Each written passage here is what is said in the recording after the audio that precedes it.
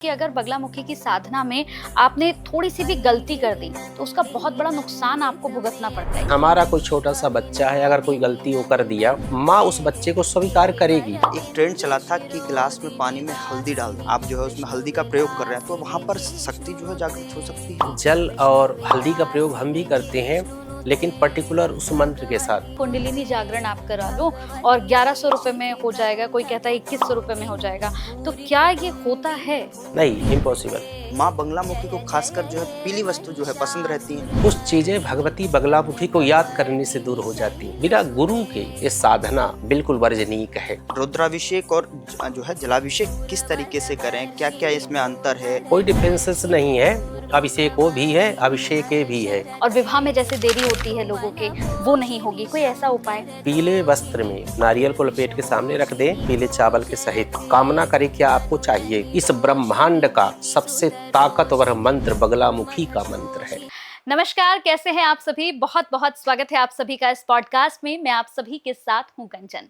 आज का पॉडकास्ट हमेशा की तरह बहुत ही ज़्यादा खास, बहुत ही अच्छा, बहुत ही स्पेशल होने जा रहा है, क्योंकि आज हम एक ऐसे टॉपिक पर बात करेंगे जो बहुत ही ज़्यादा ज़रूरी है, जिसे लेकर लोगों के बीच बड़ा भ्रम फैला हुआ है। लोग अलग अलग तरह के मिथ इसे लेकर मानते हैं और कई लोग तो ऐसे हैं जो इसके बारे में जानकारी भी नहीं रखते हैं।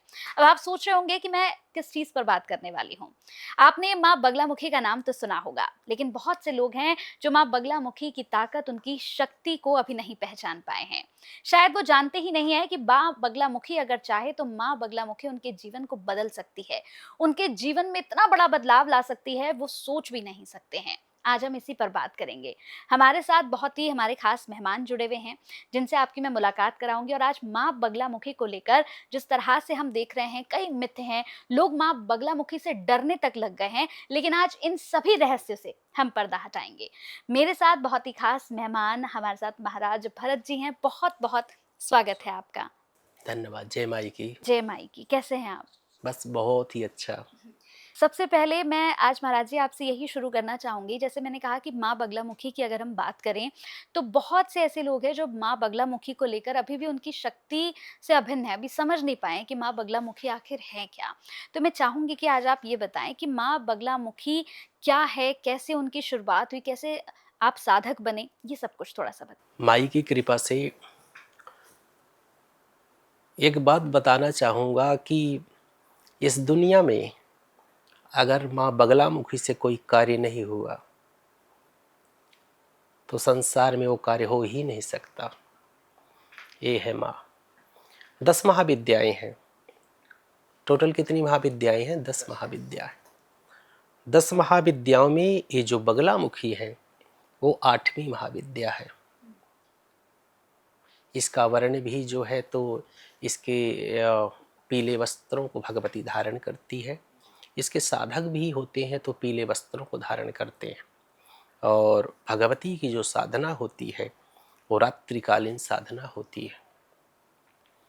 बहुत ही चमत्कारिक देवी हैं बगलामुखी। दोनों तरह का पूजन भगवती बगलामुखी का किया जा सकता है, वैदिक रीति से और तंत्रोक्त रीति से। सामर्थ्यवान है, सत्ता दिलाने वाली है। और आपका जो विशेष प्रश्न है कि मैं कैसे भगवती का साधक बना, मैं तो संस्कृत से वैसे आचार्य हुआ, फिर यूपीएससी किया, आईएएस। इसके बाद गुरु की कृपा हुई, ठाकुर की कृपा हुई, भगवती की कृपा हुई। 2013-14 में सब छोड़ करके मैं दतिया पहुंचा। 1 साल तो अंडरग्राउंड रहा मैं। गुरु की कृपा से वहाँ मेरी दीक्षा हुई और मैं जाकर के पीठ में ही साधना करी और भारत के अन्य पहाड़ियों में जाकर के भगवती की साधना करी। ये क्यों हुआ? ये भगवती की कृपा से हुआ। पूर्व जन्म की साधना जहाँ से छूटी होगी वहाँ से उस शुरुआत हो गई। मैंने उस दौरान इस भगवती के चमत्कार को देखा। दुनिया में कई लोग होते हैं कि बिना दीक्षा के बताते हैं, सुन लिए कहीं से, गूगल में देख लिए, कुछ कर लिए। ये तो जो बालक आपके समक्ष विद्यमान है, बैठा हुआ है, ये तो विज्ञान को भी देख चुका है और आध्यात्म को भी देख चुका है। कि भगवती का क्या चमत्कार है, और उन्हीं की कृपा से मैं उनकी साधना में पहुंचा और मुझे अपने चमत्कारिक रूपों से भगवती ने अवगत भी कराया, वो चीज़ों को दिखाया जो कि इतनी गुप्त हैं कि वो बता नहीं सकता हूँ मैं। ये भगवती का ही चमत्कार है। और पुनः एक बार कहूँगा, दुनिया में ऐसा कोई कार्य नहीं है, आई प्रॉमिस, बिल्कुल डीपली बता रहा हूँ, एग्जैक्टली बिल्कुल, जो कि रॉन्ग नहीं हो सकता है। इस ब्रह्मांड का सबसे ताकतवर मंत्र बगलामुखी का मंत्र है। रात्रि में साधना कर दो, घोर से घोर संकट क्यों न हो, वो विनष्ट हो जाएगा और सब कुछ प्राप्त हो जाएगा। ये मेरा वादा है संसार से। मैं इतना भगवती को जानता हूँ। तो महाराज जी, जो आप बता रहे हैं कि मंत्र जाप करने से जो है कोई से बड़ा जो है आप अपने काम को हल कर सकते हैं, उसका समाधान ढूंढ सकते हैं। लेकिन हर कोई, मतलब आम लोग भी जो है इसे जाप करने मात्र से ही जो है इसका फल मिलने लग जाता है, या फिर एक सिद्धि करनी होती है जो आपने जो है इसमें पूरी तरीके से महारत हासिल है? क्योंकि आम लोगों के पास तो है नहीं ये सारी चीज़ें, वो सिर्फ जो है जैसे कोई डर लगता है, कहीं फंस जाते हैं तो वो भगवान को तुरंत याद करने लग जाते हैं। तो क्या याद करने मात्र से ही जो हल और समाधान दोनों मिल सकते हैं? कुछ चीज़ें भगवती बगलामुखी को याद करने से दूर हो जाती। जैसे थोड़ा बहुत अगर कोई कष्ट में है, कहीं अगर कोई आपको डर सता रहा है, कोई भूत प्रेत का हो गया या जादू टोने का, भगवती का नाम ही काफ़ी है। लेकिन अगर आपको साधना में जाना है, अगर आपको जप में जाना है, भगवती का ओरिजिनल भक्त बनना है आपको, तब जा कर के आपको साधना करनी पड़ेगी। साधना का मतलब होता है कि पहले आपको गुरु के पास जाना पड़ेगा। 10 महाविद्याओं के मंत्र क्यों, अगर प्रश्न सब दुनिया करेगी कि भाई ऐसे जप हम क्यों नहीं कर सकते, क्योंकि सारे मंत्र कीलित हैं। जैसे ये दरवाज़ा बंद है, कोई आना चाहे तो नहीं आ सकता है, उसको खोलना पड़ेगा। गुरु जो है वो क्या करता है कि उस मंत्र को देता है जो कि कीलित नहीं है, वो मंत्र देगा, फिर साधक जो है आगे बढ़ेगा। बिना गुरु की साधना असंभव है। अगर आपको बगलामुखी जी की साधना करनी है तो गुरु दीक्षा पहले आपको लेना पड़ेगा। गुरु दीक्षा लो, फिर उसका पुरस्चरण करिए, आप उसका जप करिए, और जपोपरांत भगवती जो है आपको मातृवत स्वीकार करेगी और जो चाहो वो आपको मिल जाएगा। बिना गुरु के ये साधना, गुरु दीक्षा के साधना बिल्कुल वर्जनीय है। नाम ले सकते हो आप, फोटो लगा सकते हो आप, और सब चीज़ें कर सकते हो, लेकिन डीपली साधना में जाना तभी संभव है जब आपने गुरु दीक्षा धारण ली हो, आप तब हो सकता। महाराज श्री, जैसे अभी हम बात कर रहे हैं, आपने कहा कि एक गुरु का होना बहुत ज़्यादा ज़रूरी है, अवश्य है, तभी आप जो है माँ बगलामुखी की साधना कर सकते हैं। लेकिन कई लोग ये कहते हैं महाराज श्री कि अगर बगलामुखी की साधना में आपने थोड़ी सी भी गलती कर दी तो उसका बहुत बड़ा नुकसान आपको भुगतना पड़ता है, क्या ये सत्य है? साधना के दौरान, ये बात दूसरे पार्ट में सत्य है। साधना के दौरान जो सुन रहे बगलामुखी के साधक हैं, पहली बात तो इसको क्लैरिफाई करना चाहता हूँ, जस्टिफाई भी करना चाहता हूँ कि साधना के दौरान क्या होता है कि हम बालक होते हैं, वो माँ है। जो भ्रम फैला गया है वो ऐसा नहीं है। आपका कोई बच्चा है, हमारा कोई छोटा सा बच्चा है, अगर कोई गलती वो कर दिया, हमारे पास आया, वो धूल धूसित बच्चा है, कभी मुख में धूल लगा लिया, कभी मिट्टी लगा लिया, माँ उस बच्चे को स्वीकार करेगी क्योंकि उसका स्वयं का बच्चा है। ऐसे ये माँ है बगलामुखी। साधना जब करते हो तो छोटे हो आप, आपको सहारे की ज़रूरत है। जैसे एक प्लांट लगाते हैं, छोटा सा पौधा, चारों तरफ लकड़ियों से उसको आबद्ध कर देते हैं। जब वो बड़ा होता है तो लकड़ियाँ ऑटोमेटिकली हम निकाल देते हैं, निकल जाती। तो जब हम शुरुआत करते हैं साधना की, गलती स्वाभाविक है, हमसे होंगी, गलती होंगी। उन गलतियों को भगवती नहीं देखती, भगवती भाव को देखती है। जब आप साधना के दौरान भगवती का जप करते हो, जो गुरु मंत्र दिया है उसका जप रात्रिकालीन आप कर रहे हो, तो अगर वहाँ थोड़ी बहुत भी कोई गलतियाँ होती हैं तो भगवती जाकर के रुष्ट नहीं होती हैं, वो प्रसन्न होती हैं कि बालक मेरा नाम ले रहा है, मेरा जप कर रहा है। ठीक है, उसके प्रोसीजर प्रक्रियाएं थोड़ा अलग है। जैसे मैंने बताया कि 2 मार्ग है, एक एक जो है वाम मार्ग है, एक दक्षिण मार्ग है। दैट्स मीन एक जो है तो दक्षिण मार्ग का मतलब जैसे हम धूप दीप नैवेद्य प्रसाद पुष्प यही सब अर्पित करते हैं भगवती को। वाम मार्ग में थोड़ा सा उल्टी पूजन, उल्टा होता है पूजन, जो जैसे कामाख्या में होता है, बलि इत्यादि की वो सब चीज़ें होती हैं। तो इस हिसाब से जब आप इन पद्धतियों, इन प्रक्रियाओं का जब अनुपालन करते हो, आप जब साधना लाइन में होते हो, जब साधना कर रहे होते हो इनिशियल शुरुआती दौर पे, उस समय भगवती रुष्ट नहीं होती है। लेकिन दूसरा पार्ट है, जब अगर किसी का अनुष्ठान आप करते हो, जब अनुष्ठान कर रहे होते हो किसी विशेष कामना के लिए, अगर वहाँ गलती हो गई तो एक क्षण या एक रात्रि नहीं लगती है। कई ऐसे साधकों को जानता हूँ जिन्होंने गलती की और उनका स्वरूप चेंज हो गया। ऐसे ऐसे बड़े बड़े एक्सीडेंट हुए, ऐसी सब चीज़ें हुई, बहुत सारी चीज़ें। तो थोड़ा सा सावधानी, असावधानी भी कौन कौन, आप पूछेंगे कि कौन कौन सावधानी। सबसे बड़ी बगलामुखी के साधक को सबसे बड़ी कौन सी सावधानी रखनी चाहिए? पहला चरित्र और दूसरी स्वच्छता। चरित्र और स्वच्छता, क्लीननेस एंड करेक्टर, हाँ बोथ आर इम्पोर्टेंट। तो ये दोनों जो है चीज़ें जीवन में अपनानी चाहिए इस साधना में आगे बढ़ने से। अगर इसको नहीं अपना सकते हो वहाँ मत जाओ, नहीं बर्बाद हो जाओगे। खामियाजा भी भुगतना पड़ता है। बिल्कुल 100%, उसी दिन एक रात्रि काफी है।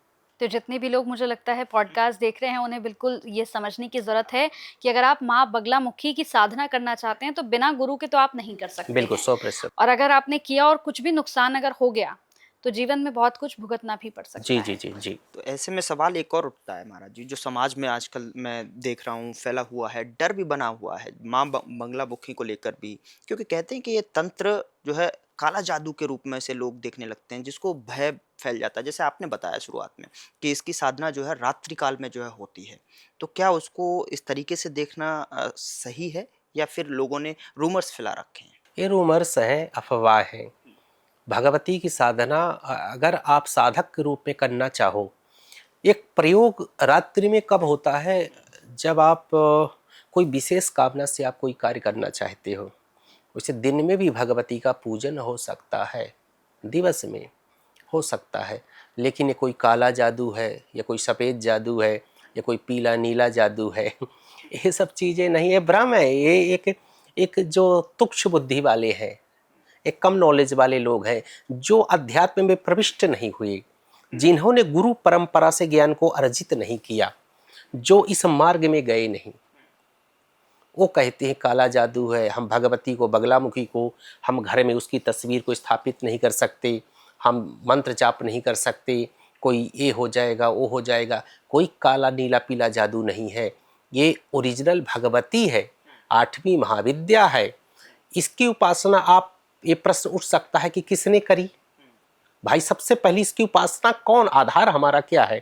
तो सबसे पहली इसकी उपासना भगवान नारायण ने करी थी, भगवान विष्णु ने की, फिर जाकर के पितामह ने करी, अश्वत्थामा ने करी, रावण ने करी, मेघनाथ ने करी, हाँ, और जाकर के परशुराम जी ने करी। बहुत सारे ऐसे लोग हुए भगवान से लेकर के अभी परंपरागत जो है अन्य लोगों ने भगवती बगलामुखी की साधना करी है। और ये कोई काला जादू नहीं है, ये ओरिजिनल जादू है।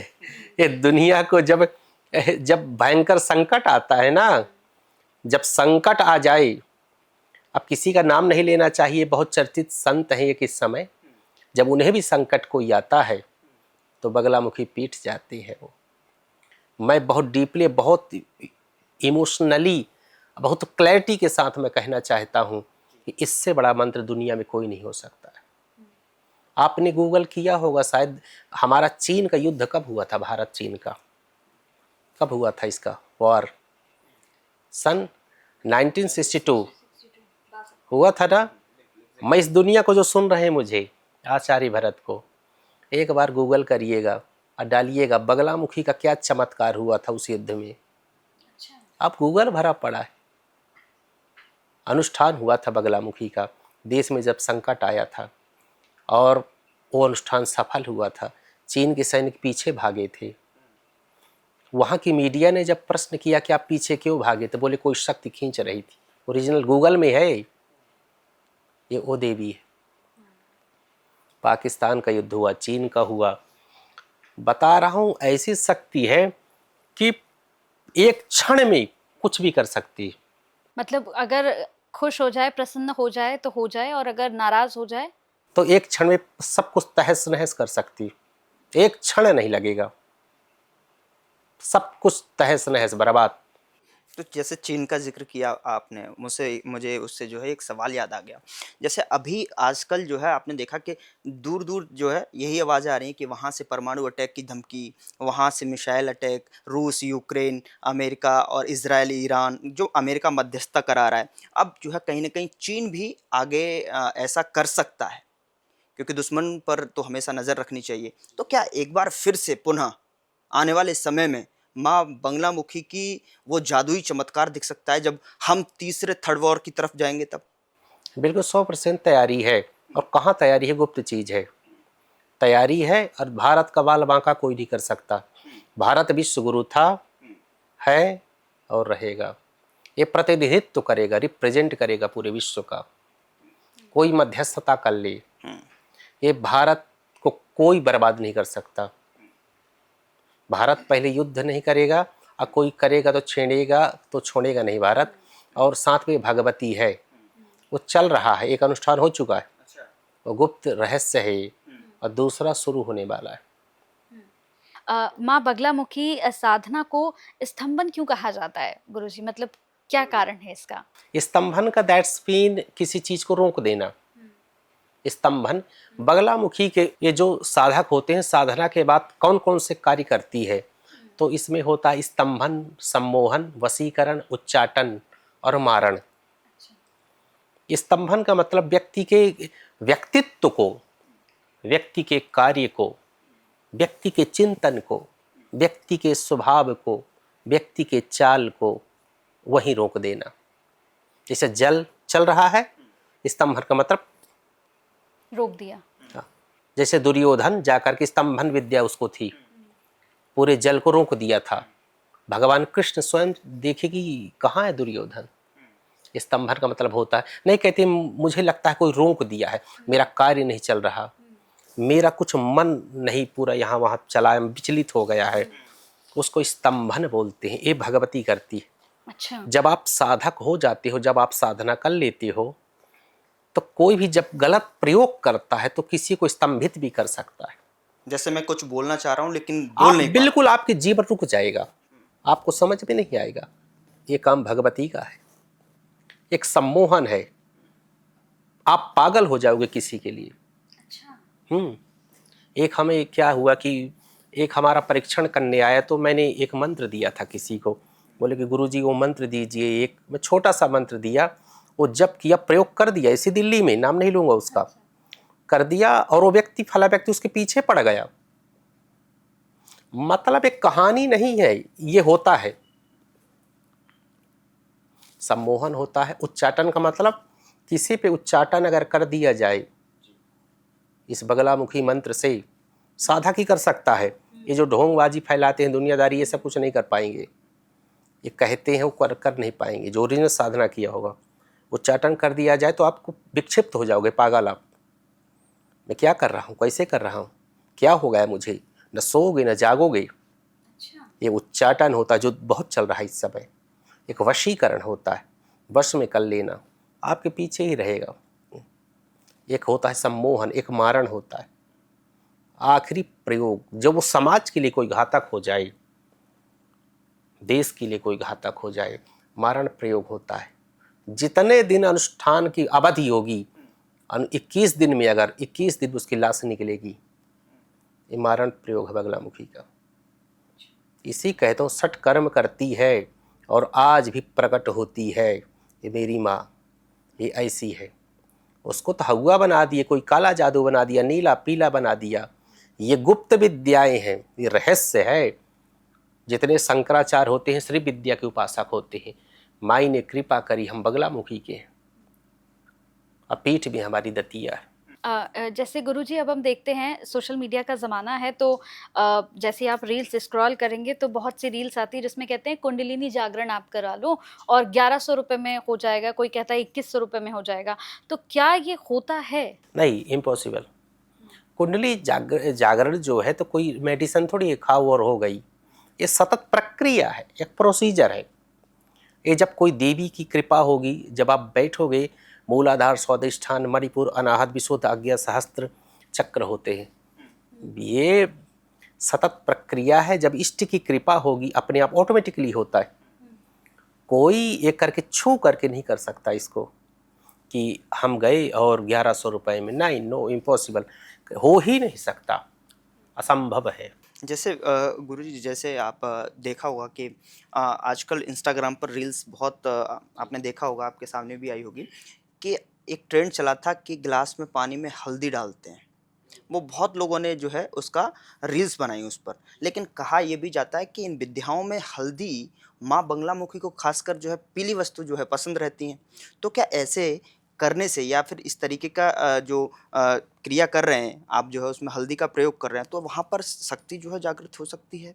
नहीं, ये तो कॉम्बिनेशन हुआ। और ये भी कहते हैं कि ऐसे नेगेटिविटी भी जो है आपके पास आती है। जैसे समाज में देखा होगा आपने, और मैंने भी सुना है कि हल्दी लगाए हुए आप बाहर मत निकलो, नेगेटिव ऊर्जा जो है आप तक पहुंच सकती है। तो क्या ये अगर वो तालमेल है? जल और हल्दी का प्रयोग हम भी करते हैं, लेकिन पर्टिकुलर उस मंत्र के साथ। जब किसी का कोई दर्द हो रहा हो, कोई किसी को प्रॉब्लम है, या कोई किसी को नज़र दोष है, या कोई चौराहे तिराहे पे चला गया, दीपावली या जो भी ऐसे वो चीज़ें होते हैं उत्सव, उसमें जब तिराहा चौराहे पे दीपक कोई जला देता है, उसको लांघ गया कोई, उस समय हल्दी इत्यादि का जल का प्रयोग होता है, लौंग का प्रयोग होता है। उस समय वो भी मंत्र से अभिमंत्रित करके, ओके। पगलामुखी का विशेष मंत्र होगा। अगर अभिमंत्रित जल है वो जल ही काफ़ी है। हल्दी मिल गई तो वो पावरफुल हो गया वो। लेकिन ये सब चीज़ें करने से ऐसा कुछ नहीं होता है जो कर रहे हैं। इसकी प्रक्रिया ही बहुत गुप्त है, बहुत अलग है। ये सब चीज़ें जो बहुत सारी फेक चीज़ें चलती हैं, मैं देखता रहता हूँ, ये बहुत रहस्यात्मक है, समय लगता है, गुरु की कृपा होनी चाहिए, भगवती की कृपा होनी चाहिए। प्रभु जी, ऐसे नहीं होता है। माई की साधना में चुप रहने का, मौन रहने का क्या महत्व है? मौन रहने का सीधा सा अर्थ है कि एनर्जी को एकत्रित करना। मैं बता रहा हूँ। दूसरा हमारा जो आध्यात्मिक रीजन है, भगवती का मंत्र बहुत उग्र है। कैसा मंत्र है? बहुत उग्र मंत्र है। जब आप साधना कर रहे होते हो तो गुरु की आज्ञा होती है कि उस समय आप जो है न तो किसी का अच्छा बोलो न बुरा। अच्छा। जैसे आप बगलामुखी की साधना आप कर रहे हो, मंत्र आप जप कर रहे हो, अगर आप किसी को कह दिए कि बेटा तेरा अच्छा हो जाए या तेरा बुरा हो जाए, दोनों चीज़ें हो जाएंगी, क्योंकि मंत्र इतनी शक्ति होती है। उस समय साधना में हो आप, या कोई ब्राह्मण आपके लिए कोई साधना कर रहा है, यजमान रूप में भी किसी को नहीं कह सकते हो कि आपका अच्छा हो जाए या बुरा। या हाथ पैर टूट जाएगा तुरंत उसी 1 घंटे के अंदर। अगर ओरिजिनल साधक है वो, ये डुप्लीकेट बने हुए नहीं मार्केट में जो मिलते हैं, ओरिजिनल साधक है, साधना वो कर रहा है, अगर वो कह दिया तो जा कर के गड़बड़ सब हो जाएगी। इतनी शक्ति है। गुरुजी, अंतर कैसे करें? जैसे अभी हम देख रहे हैं ना कि मार्केट में तो भरे हुए हैं ऐसे लोग जो अपने आप को बगलामुखी का साधक कहते हैं, बहुत लोग हैं। तो हम अंतर कैसे करेंगे? क्योंकि लोगों के लिए जानना बहुत ज़रूरी है कि कौन सही कौन गलत है, किस पर विश्वास करें। ये लोगों को डिसाइड करना होगा। लोगों को जो कहते हैं ना कि अब इसको किस हिसाब से उसको समझाया जाए, डिफाइन किया जाए। काम अगर बन रहे हैं, वो कितना साधना करता है, कितना जप करता है, वो कहाँ से दीक्षा लिया है, उसके गुरु कौन है, कौन सा उसका पीठ है, पूरी जानकारी पहले हम लें। किसी पे ऐसे विश्वास ना करें। ये गुप्त विद्या है, पुनः बता रहा हूँ, ये सब जगह नहीं मिलती। बहुत कठिनाई से दीक्षा मिलती है, बहुत कठिन इसका नियम होता है और बहुत साधना कठिन होती है। एक सवाल और हमारे पास आया था गुरुजी, जो है ऑफिस में राजनीति हो या फिर रिश्तों में चालबाजी, तो ऐसे में क्या माँ की साधना इसमें ढाल बन सकती है? क्या फर्क डाल सकती है? 100% पूरा कर सकती है अगर भगवती चाह ले तो। रिश्ते अगर क्या होता है कि रिश्ते अगर बिगड़ रहे हैं तो भगवती की साधना अगर करो तो जाकर के रिश्ते बन जाते हैं। तो सीधे सीधे भगवती तंत्र मार्ग का मतलब है, तंत्र का मतलब समझते हैं क्या होता है? तंत्र का मतलब होता है प्रक्रिया, दैट्स मीन प्रोसीजर। अगर आप रिश्ते बिगड़ रहे हैं, कोई पुत्र पिता से दूर हो रहा है, कोई पति पत्नी से दूर हो रहा है, पुत्र दूर हो रहा है, बेटी दूर हो रही है, या कोई हमें छोड़ करके चला गया, दिल से साधना करो, वापस आ जाएगा। ऐसे राजनीति में अगर राजनीति हो रही है, आपको लगता है कि मेरे पीछे सब पड़ गए, क्या करूं मैं, तो अगर दीक्षा लेकर जप नहीं कर सकते हो तो आप बगलामुखी के नाम से दीपक जला दीजिए। 2 दीपक मेरे कहने से, एक तेल का, सरसों के तेल का, एक घी का। अब पीले चावल वहाँ छोड़ दीजिए आप, पीला पुष्प बगलामुखी मान करके या भैरव मान के 40 दिन करिए आप। तो ये डेली करना पड़ेगा? हाँ, आप देखिए इतना उपाय कर लीजिए आप देखिएगा कि उसमें भी बगलामुखी की कृपा आपको प्राप्त हो जाएगी। सावन का महीना चल रहा है गुरुजी, और सावन के महीने में हर कोई चाहता है कि भोलेनाथ को प्रसन्न कर लें, क्योंकि हमारे बाबा जो हैं वो हैं भी इतने भोले कि कोई भी उन्हें प्रसन्न करना चाहता है तो वो हो जाते हैं। तो ऐसा क्या उपाय है कि इस सावन हम महादेव को प्रसन्न कर सकें? हमेशा से उपाय है, आज भी है, कल भी था और आने वाले समय में रहेगा। उनको सबसे प्रिय अभिषेक ही है। आप जल से आप अभिषेक करिए। भगवान शिव को जो है तो अभिषेक बहुत प्रिय है। अब प्रश्न उठेगा क्यों? होता है ना कि भगवान शिव शंकर भोलेनाथ को अभिषेक क्यों प्रिय है? क्योंकि जब से उन्होंने विष का पान किया तो हलाहल विष था, अब विष के प्रभाव से विषाक्त पूरा गला हो गया। विष में क्या होता है, एक तेज होता है, जलन होती है। तो जब कोई अभिषेक करता है भगवान शिव का, जलाभिषेक विशेष रूप से, तो उन्हें शांति मिलती है। तो भगवान शिव को शांति अगर मिली तो सबको ऐश्वर्य प्रदान कर देते हैं।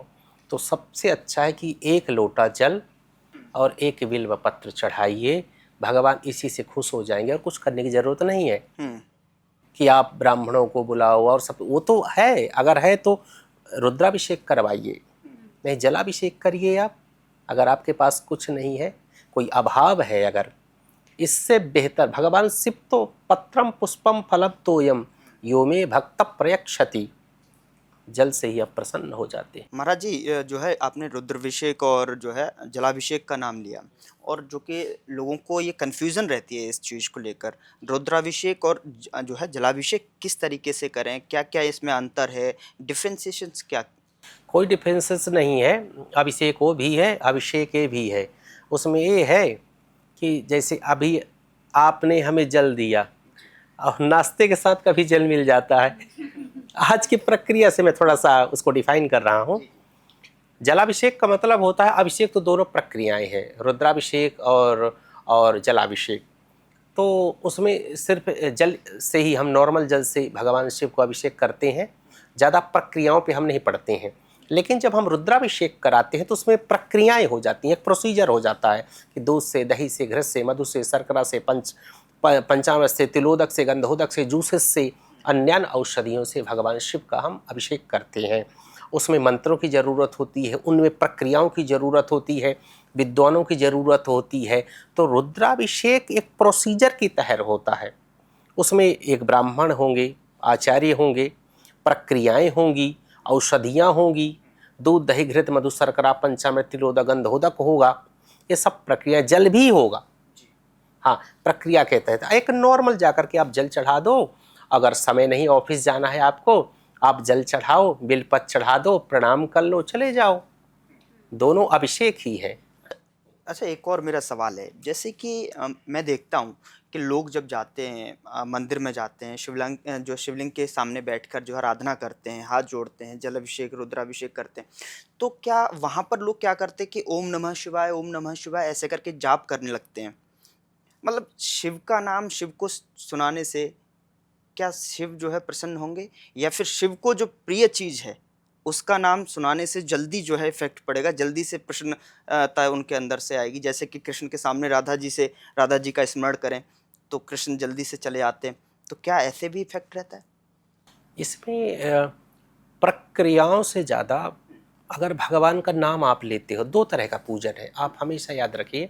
शास्त्रों में दो तरह का पूजन है। एक मानसिक पूजन भी होता है। मानसिक पूजन, एक बाहर से पूजन करना, एक मानसिक पूजन करना। मानसिक पूजन का बहुत बड़ा महत्व है, पता है आपको। आप बैठ गए, भगवान शिव को आपने धारण कर लिया इधर कि मैं बैठा हूँ, दूध से, दही से, घृत से, मधु से, पंचामृत से ये कर रहा हूँ, वस्त्र चढ़ा रहा हूँ, सब चीज़ें कर रहा हूँ। इस पूजन से शिव जी बहुत प्रसन्न होते हैं। मानसिक, अगर आपके पास सामग्री नहीं है ना, जैसे आप बैठे हो, खाली हो, चाय पी रहे हो, चाय पीने के बाद बैठ जाओ, पूरे श्रावण में ऐसे शिव जी आपको देखे जाएंगे, आप कल्पना नहीं करोगे। कुछ ना करो, बैठ जाओ, कल्पना करो कि शिव जी यहाँ बैठे, मैं उनका अभिषेक कर रहा हूँ, उनको जल चढ़ा रहा हूँ, दूध से, दही से, वस्त्र सब दे रहा हूँ, भोजन उनको करा रहा हूँ, उनकी आरती कर रहा हूँ, और ओम नमः शिवाय इसका जप कर रहा हूँ। माताएं नमः शिवाय करे, प्रणव ओम का उच्चारण माताएं नहीं करती। ये कर दो, पूरे श्रावण कर लो, आप मंदिर जाने की भी जरूरत नहीं है, यही भगवान शिव आपका कल्याण कर देंगे। ओरिजिनल चीज बता रहा हूँ, मतलब जो शास्त्रों में है, सुनी सुनाई नहीं, शास्त्रों में यही।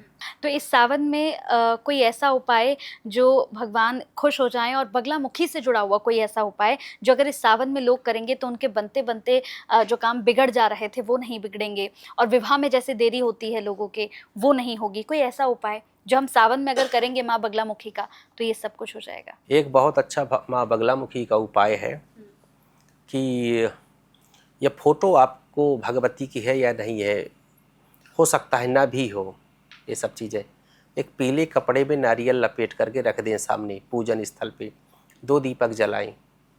जो भी संसार में जो भी चाहते हो आप, वो चीज़ें हो जाएंगी। क्या करना है? पीले वस्त्र में, भगवती को पीला पसंद है, नारियल को लपेट के सामने रख दें पीले चावल के सहित, कामना करें क्या आपको चाहिए, और 2 दीपक जलाएं 1 महीने। 2 दीपक, एक तेल का और एक घी का। कौन सा तेल? सरसों का। एक घी का। बगलामुखी मान करके जल छोड़ दें सामने। जो उद्देश्य हो, वॉट एवर यू वांट, जो आप चाहते हो उसको एक्सप्रेस करें, दैट इज संकल्प। उसको बता दें कि भगवती मुझे ये चाहिए और श्रावण मास में ही चाहिए, तो शिव शक्ति के संयोग से वो कार्य बन जाएगा आपका। ये बगलामुखी का हो गया।